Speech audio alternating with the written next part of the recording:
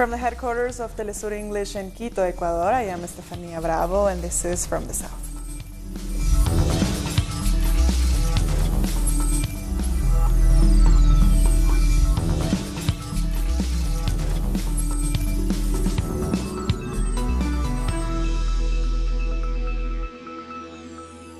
Nicaragua's government and sections of the opposition Civic Alliance have restarted talks for a second day. They reached an initial 6-point agreement on Friday after several interruptions. Both sides claimed significant victories. The most important among the points was the cessation of all forms of violence and removal of the roadblocks, which have made movement through several of the country's major roads nearly impossible. Mediators of the Episcopal Conference acknowledged that violence had been largely fueled by anti-government protesters. Vice President Rociaro Murillo said the Nicaraguan people still have hope that peace and stability will be achieved in their country through dialogue. So many families have suffered, so the hopes of many Nicaraguan families lie in the dialogue session. Because we believe that out of these sessions, these meetings, that with the mediation of the bishops, we are going to find a light for Nicaragua, and we also believe that God will bless all of us to restore peace and hope in the people. And though an agreement was signed and talks are set to continue, the violence has not ceased. Attacks claim at least 9 lives between Friday and Saturday alone. On Saturday morning, Nicaragua's fire department reported that a fire had been set at a house in Managua's Cars Mark neighborhood. 7 people were killed in that fire, including 4 adults and 3 children. Hours later, municipal workers, police, and neighbors were attacked by masked criminals while removing roadblocks. The attackers shot at them and killed Francisco Arauz and Antonio Fernandez. The police report says their bodies were burned using gasoline and tires. And last night, Diego Armando Maradona weighed in to support Nicaraguan president on Telesur's special FIFA World Cup de la mano del 10. You have a couple head of state friends. Por ejemplo, Daniel Ortega, que lo conocí en Cuba yo. I met Daniel Ortega in Cuba when he was not president. I was lucky because when he became president, he made me Sandinista. And now that I'm Sandinista, and Nicaragua is going through a difficult time, I want to be Sandinista more than ever. I want to give a huge kiss to the Ortega family, especially to Daniel's son Rafael, who always take care of us every time we visit Nicaragua. Era su hijo que siempre nos trata maravillosamente cuando vamos a Nicaragua.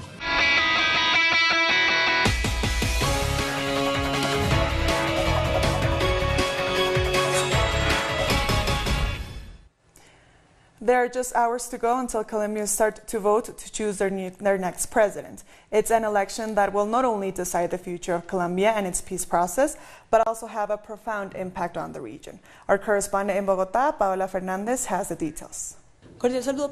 We are at Corferias, the biggest polling center in the whole country, where the National Election Registrar is giving details of the logistics for this second round of the presidential election in Colombia. I can just remind you of some of those details.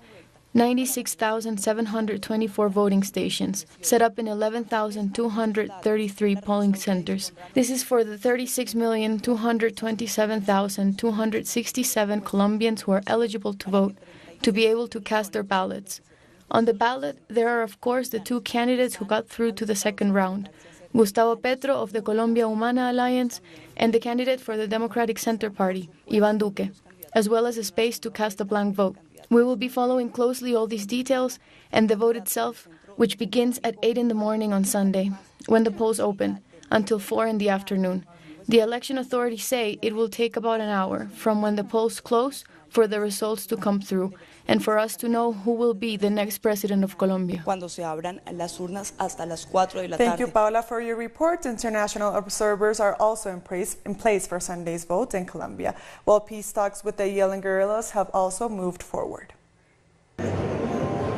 At a meeting with the National Observer Mission, President Santos confirmed the arrival of international observers for the second round of the presidential election.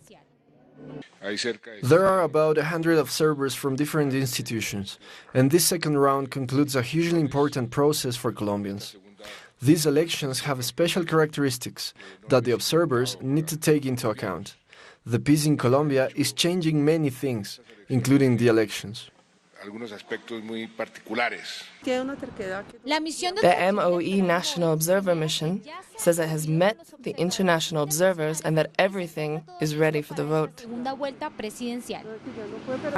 We will have more than 3,000 observers out in all the departments of Colombia and in 60% of the municipalities. That means we are very well equipped to deal with any anomalies and to follow the process.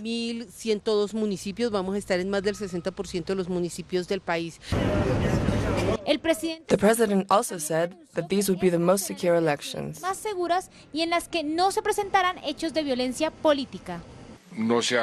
There have not been acts of violence like there were in the past. It is important that the violence against political actors and candidates has been much less than in the past. The ELN guerrillas declared a unilateral ceasefire from Friday until next Tuesday, something that has been welcomed in rural communities. Decisión que celebra toda la sociedad civil. The unilateral ceasefire seems very positive news for the democratic process this Sunday. We think it is a gesture of peace and goodwill by the ELN to move forward toward peace. Now it's up to the state to ensure the guarantees needed for all Colombians to be able to vote freely. They also want the government to dismantle right-wing paramilitary groups. The government hasn't wanted to get rid of the paramilitaries, and this has affected the most vulnerable communities, especially in the regions like the Catatumbo. This is the challenge for the government, to put into practice the agreements signed in Havana and dismantle these paramilitary groups, and thereby contribute to a complete peace in our country. The government and the ELN announced the conclusion of their fifth round of talks, where the main aim was to agree means by which civil society can participate in building a definitive peace. Now it will depend on the new president of Colombia whether to continue these talks with the National Liberation Army. Although President Santos says there are peaceful elections, on Friday 2 explosions took place in Calato in the department of Cauca, leaving 2 people injured. The Indigenous Regional Council of Cauca denounced the explosions. The community said that these violent acts occurred inside indigenous territory and against a community of peace, violating territorial rights and the right to life. They have also asked human rights organizations to pay close attention to this situation. The Prime Minister of Barbados, Mia Mottley, has been given details on her talks with the International Monetary Fund in Washington this week. Before the visit, Mottley revealed her first budget, which seeks to improve public services in spite of the IMF's recommendation for cuts. We were clear that we needed to go and meet, having discussed 2 weeks ago with her the need for Barbados to request the IMF to come in and discuss with us liquidity support because of our poor international reserves position. Since then, as you know, we delivered a budget to the people of Barbados through the Parliament, and we have been able to move on with our discussions to see how far and how quickly we can go. At the very outset, we made it clear to the social partnership and to the country on Monday when I spoke that what is at stake is our ability to preserve the Barbadian quality of life and to preserve our value of our dollar. We have inherited a situation where our net international reserves are precarious and where indeed our debt is unsustainable. The Cuban President Miguel Díaz-Canel has joined Raúl Castro and other leaders in paying tribute to the founder of Cuba's infant ballet, Iraida Malverti, who died at the age of 90. Our correspondent Laura Prada says the Queen Bee, as she was known, dedicated 70 years to working with and for children.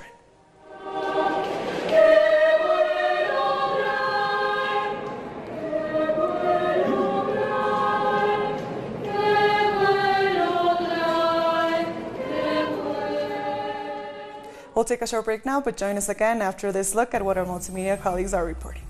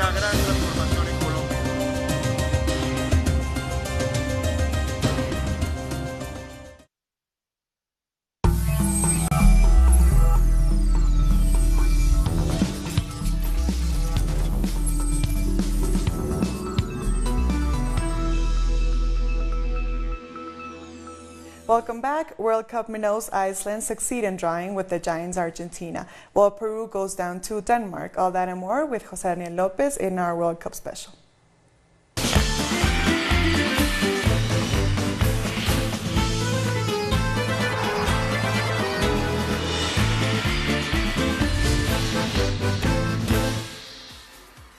Thank you, Steffi, and welcome to our Telesur Russia 2018 special World Cup coverage. I'm Jose Daniel Lopez, and here are today's headlines. We start with the results from today's matches. In Group D, Iceland and Argentina play a hard game, drawing 1-1 in Moscow.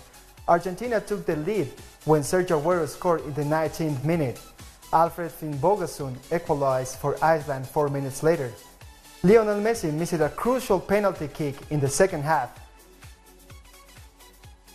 And Argentina football legend Diego Maradona was there in the stands to support his team.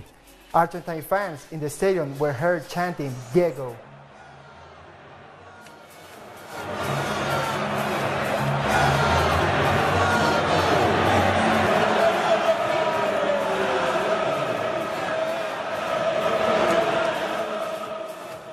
Peru started its World Cup participation losing against Denmark 1-0. Christian Cueva missed a penalty kick in the first half for Peru, and Yusuf Poulsen scored in the second half for Denmark to seal their victory. Thousands of Peruvian fans made their way into the Mordovia Arena to watch their team play Denmark in Group C match. Peru qualified for the World Cup after 36 years. I am very proud. It's a very special feeling to be here, to be in the World Cup after 36 years. Look at all these people here. Look what we did. We are all Peruvians here. Go for it, Peru. Yes, we can do it. Let's go. It's something memorable because we are back to the World Cup after 36 years, and we have been suffering all these years having no chance to participate in the World Cup. The only tournament I was able to watch was back in the 1970. And fans in Lima flooded the streets to watch their team's first match. Fans were disappointed, but they say they're still excited to support their team in the upcoming games. The first 15 minutes were good. After that, we were left behind. Cueva's goal can happen, but when you go to a World Cup, you have to go to win. Now we'll have to take on another match. France will be there. We were a little weak with Australia, but we'll win. We will always support Peru in this World Cup. We have to have a positive mindset. Go Peru! France started their World Cup campaign with a 2-1 victory against Australia. Croatia beat Nigeria with a 2-0 victory. Nigerian midfielder Etebo scored an own goal in the first half, and Luka Modric scored a penalty kick in the second half. FIFA's new video assistant referee technology was used today for the first time ever during today's matches between France and Australia. Let's take a look at how technology meets sport in this year's tournament. Russia 2018 will not only be remembered as a month-long celebration of football, where 32 teams will leave everything on the field for the enjoyment of every fan around the world who will be closely following the event on TV, the internet, and even smartphones. It will also be remembered as a time when FIFA decided to go all in with technology by using the global stage to showcase cutting-edge innovation. The World Cup has always been the event used by tech companies to showcase the latest audiovisual innovations available for the public, starting with celluloid in Uruguay in 1930, moving on to the arrival of black and white television in Switzerland in 1954, and the improvements of color television in England in 1966. For this year's edition, the great technological evolution has been the live broadcast of games using Ultra HD resolution in 4K, 4 times the size of high definition, as well as the usage of high dynamic range for every one of the 64 games. Another great leap forward has been the introduction of tech assistance for referees in the form of video assistant referees. Many fans consider this a highly controversial move on the part of FIFA, since it means now referees will be able to see instant replays to hand down a decision on any questionable play. Many cameras are set up around the field to capture every second of the game in order to avoid controversial decisions. Nonetheless, you cannot ignore the true protagonist of this global party, the official football. Every Telstar 18 football has a near-field communication chip inside, which will allow spectators to interact with the ball during the game using a smartphone. And finally, as improved security measures, during games every fan will be provided a fan ID designed to replace a person's passport and to help them move around every game with the utmost ease. Now let's take a look at the group points. France and Denmark shared the top position in Group C with 3 points each. Peru and Australia sit at the bottom with 0 points. Croatia takes the position in Group D with 3 points. Argentina and Iceland have 1 point each after the draw. And Nigeria sits at the bottom with 0 points. The Brazilian national team is all set to play their opening game against Switzerland on Sunday. Head coach Tite provided an update on Neymar following his injury. O Neymar não está 100% ainda. Neymar is not 100% fit, but Neymar is a physically privileged player. His sprinting abilities and maximum speed are incredible. The recuperation process went very well, but he's not at his full. Fabio, Brazil fitness coach, and Ricardo, Neymar's personal trainer and physical therapist, can reply to you about it. But the process is going well, better than we have expected. Tomorrow, South American favorite Brazil will face Switzerland in Group E, and Costa Rica will play against Serbia in Group F. Current world champion Germany will face Mexico in Moscow. And that's all for today's Telesur Russia 2018 headlines. Don't miss our exclusive show, De la Mano del 10, the World Cup according to Maradona, only on Telesur English. I'm Jose Daniel Lopez. Back to you, Steffi.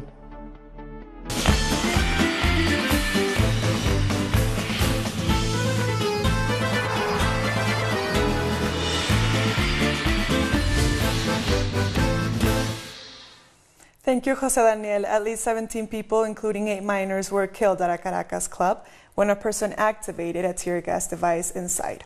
Over 500 people were at the party at Los Cotorros Club in the Caracas neighborhood of El Paraíso when the device went off during a fight between several young people. Official reports said the victims died of suffocation or multiple traumas. Venezuela's Interior Minister, Néstor Reverol, said authorities had arrested 7 people and the investigation was ongoing. There are supposedly somewhere between 20 and 22 deaths, but I can't be sure. And what I know is that my son is dead because I saw him myself in the morgue below. And in Bolivia, at least 17 people have been killed and 22 others injured in a bus accident in the southern city of Potosí. According to police officials, the cause of the accident was excessive speed. The dead include 6 women and 11 men. The bus was carrying a total of 50 passengers. Workers' unions in Argentina are planning a 24-hour national strike on Monday to protest against President Macri's economic policies. They demand a salary increase and union rights. Number than ever, citizens are trying to have faith in the outcome of their struggles. People are feeling empowered after the approval of the abortion law in the lower house of Congress. Union representatives have said that they will take stronger actions if the government of the Cambiemos alliance doesn't listen to their demands. We stand for our rights, for a salary increase of 27%. Today, the government published the details of the brutal adjustments that will take hold of our country after the deal with the IMF. Inflation will reach 27%, but the government wants to increase salaries by only 15%. That means they want to take away 12% of our salaries. They also announced they will add new tariffs due to our currency's devaluation. The national strike will affect cargo transport and garbage collecting, as well as activities in school, healthcare centers, and public companies. We're tired but excited about our fight. More women are supporting this every day, and that's important because when the IMF interferes in countries, they take away a lot of people's rights. It is important to take to the streets because this is a time of resistance. Also, we are celebrating the 100th anniversary of the university reform. June will be full of protests against Macri's measures and in favor of Argentines' rights. The 24-hour general strike on June 25th will be supported by workers' unions and precedes the truckers' union strike set for the 26th and 27th of this month. We are here today at Plaza de Mayo because it's our duty to tell the rest of our people that adjustments are taking place in Chubut and will spread along the whole country. But we also want to tell them that the workers will strike against it.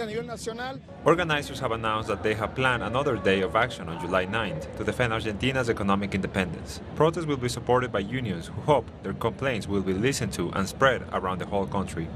We'll take a short break now, but join us again after this look at what our multimedia colleagues are reporting.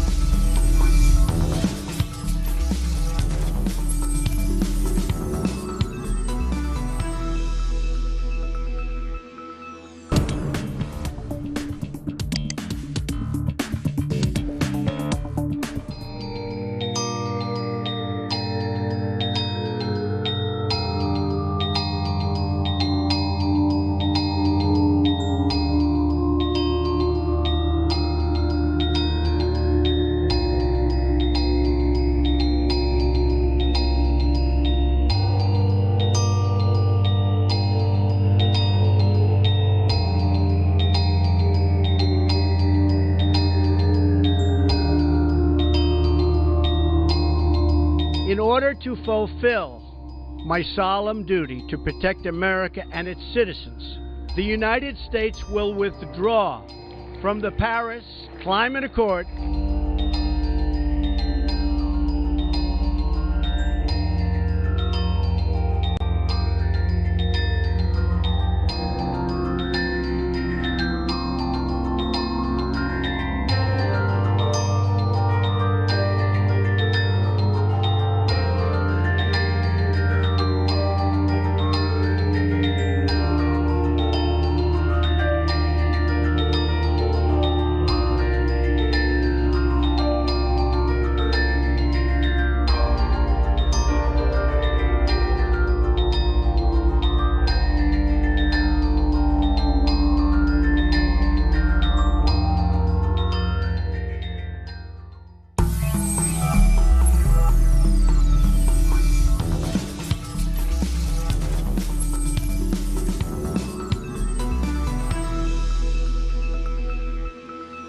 Welcome back. Thousands of people have demonstrated in Italy in support of migrants. The protest in Rome came days after Italy's new anti-immigrant government refused entry to a ship carrying 600 refugees. The demonstrators also highlighted the case of a 29-year-old migrant worker who was shot dead in southern Italy earlier this month. Out of 100 people, there are 10 who have valid papers for a period of 2 to 5 years. All the rest, the other 90, always get a negative answer. The new government has based its search on racist slogans, openly racist. It is a very clear strategy consisting of them saying that Italy's problem is not unfair laws. It's not the fact that during the crisis the rich become richer and the poor poorer, but it is accusing migrants of stealing our rights. In the Spanish city of Valencia, rescue workers and NGOs are getting ready to receive the 629 migrants who the Spanish government promised to take in after Italy turned them away. The ship carrying the refugees, the Aquarius, is expected to dock in Valencia on Sunday. The 8 groups are calling for more international solidarity to deal with the migration crisis in the Mediterranean. This obliges all, and mainly the European authorities and the countries of the European Union, to rethink this model at once. It is unacceptable that after 3 or 4 years we continue with these levels of suffering and mortality in the Mediterranean Sea, which has become the deadliest migratory corridor in the world.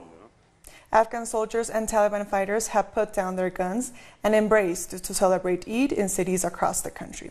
In Ghazni, the two sides hugged and took selfies to mark the end of Ramadan. The Taliban announced a 3-day ceasefire from Friday. The government had declared its own ceasefire until next Wednesday, although President Ashraf Ghani said he would seek to extend the cessation of hostilities. The Taliban said its truce did not apply to foreign forces. We don't have a problem with Afghan police and Afghan forces. We fight because there are foreigners in our country. There are Americans in our country. We fight Americans if we see them now, and we will fight them after the ceasefire has finished. We don't have a problem with Afghan now, and we won't have a problem in the future. But if there is one foreigner in Afghanistan, we fight them. And before we go, another reminder that you can see our special World Cup program with Diego Armando Maradona de la mano del 10. The World Cup, according to Maradona, will air only on Telesur every night at these times throughout the World Cup in Russia, so be sure to tune in. And we've come to the end of this news brief. These and many other stories, you can find them on our website at telesurtv.net/English. And join us on social media, Facebook, Twitter, and Instagram for Telesur English. I am Estefania Bravo. Thank you for watching.